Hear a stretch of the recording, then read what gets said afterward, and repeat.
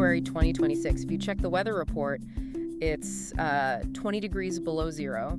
But if you look at the political temperature, It is absolutely boiling over. yeah, the city feels like a powder keg that's just found its match. It really does.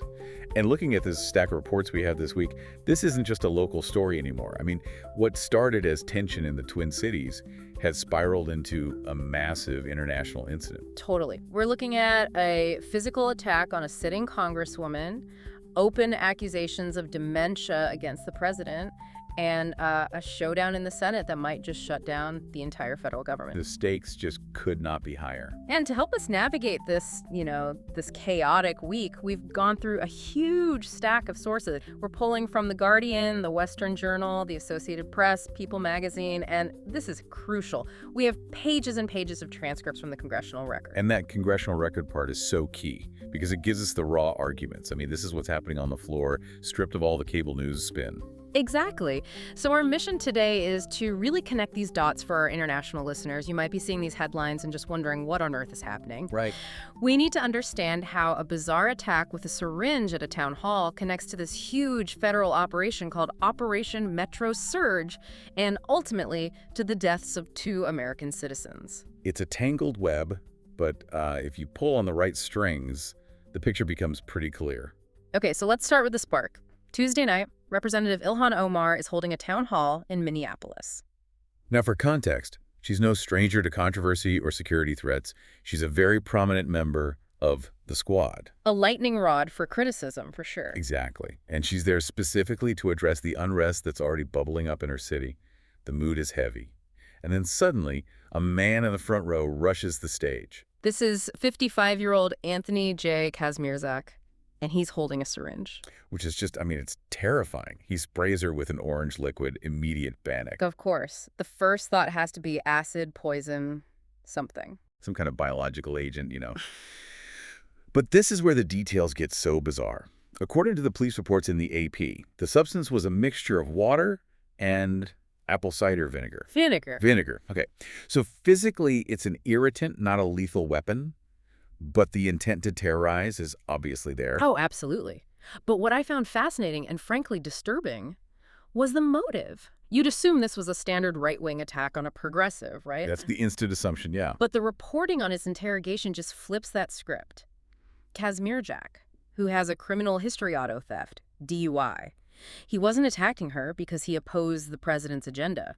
He was angry that President Trump's deportation orders weren't removing enough Somali people. Wait, hold on. Let me get this straight. He attacked a Somali-American congresswoman because he felt the administration, which is famously hardline on immigration, was being too soft. Exactly. He felt they weren't going hard enough. He wanted to sort of accelerate the process himself. It just shows how radicalized the fringe has become. Wow. So, he's charged. Federal assault, state terroristic threats. But the reaction, honestly, the reaction to the attack might be a bigger story than the vinegar itself. It was instantaneous. Usually after an attack on an official, you get, a moment of bipartisan condemnation. Thoughts and prayers? Not this time. Not here. You have the Western Journal running headlines almost immediately calling her Ilhan Smollett. Referencing Jussie Smollett, the actor who staged that hate crime hoax a few years back. Right. The narrative formed instantly that this was all theater. And that wasn't just on the message boards. The former president himself weighed in. Donald Trump told ABC News, and he didn't mince words, he called Omar a fraud and said, quote, "She probably had herself sprayed knowing her." That is just an incredible statement, dismissing an assault on a congresswoman as a self-inflicted publicity stunt. And that signal got amplified immediately. Right. Senator Tommy Tuberville went on a podcast saying she needs to be in jail. He claimed the whole thing was a distraction from a Somali fraud scandal in Minnesota. So for half the country, the story isn't congresswoman attacked, it's corrupt politicians stages a hoax. It's a total rejection of the victim narrative. But Omar, she didn't just defend herself. She went on the offensive in a way that's really grabbing international attention. This is the core of our deep dive today, right? She didn't just call him a liar. No, she questioned his cognitive ability. This is the dementia claim that is circulating everywhere. And to understand why it's landing, you have to look at the very specific timeline that she laid out. Okay, walk us through that. So, moments before the town hall attack, Trump was at a rally. At that rally, he was explicitly talking about Ilhan Omar. He was mentioning her by name, riling up the crowd. Right. But then, when he was asked about the attack just a few hours later, he says, quote, "I don't think about her." Ah, I see the angle. So she's saying, you were just talking about me to thousands of people, and now you say you don't even think about me. Exactly. In her press conference, and we saw the transcripts in The Guardian, she weaponized that slip. She asked, does he not remember? Is he suffering from dementia? She's framing his dismissal not as a political lie, but as a medical failure, a cognitive lapse. Precisely. And she called his fixation on her unhealthy and creepy. She did, but that dementia angle is the sharpest blade here. She even floated invoking the 25th Amendment. Yeah, and for our international listeners who might need a refresher on that, the 25th Amendment is the mechanism for the vice president and the cabinet to remove a president who is unable to discharge the powers and duties of his office. So she's shifting the conversation from he's a bully to he is medically unfit to lead. That changes the whole debate. It absolutely does. She's arguing that if he can't remember what he said an hour ago, that's not just politics, that's a national security crisis. And it's not like this is a new feud. I mean, Trump famously told the squad to go back to their countries. Which is, of course, ironic since she's a U.S. citizen, arrived as a refugee at 12. But The Guardian did a really interesting profile on her just before this attack. It paints a picture that is totally at odds with that fraud narrative. What did they find? They described her office. It's not a war room, it's a fortress. Her husband, Tim Lynette, was interviewed, and he talked about living under constant death threats. He said their dog, Teddy, who's a therapy dog, is basically their security detail. It just highlights this split-screen reality we're in. One side sees a staged stunt, the other sees a woman under siege. But we have to zoom out, because this isn't happening in a vacuum. It's all happening in the middle of Operation Metro Surge. And this is the part of the story that really requires attention. If you're just following the headlines about vinegar and insults, you are missing the body count. Operation Metro Surge. It sounds like a military deployment. It essentially is.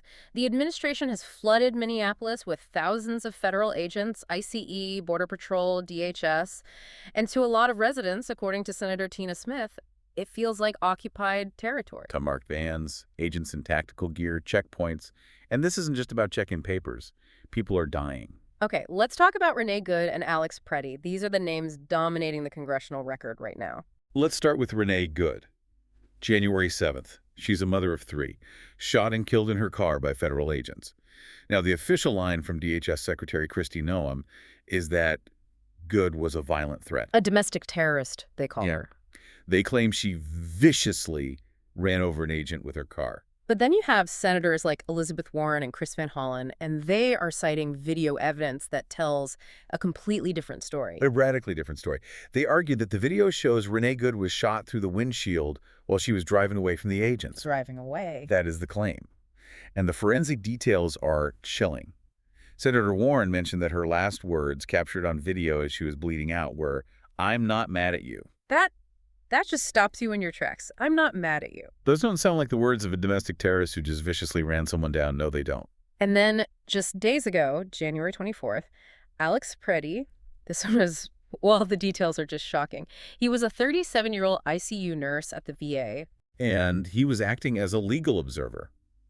For those who don't know, that's usually a volunteer who stands at protests specifically to document police interactions.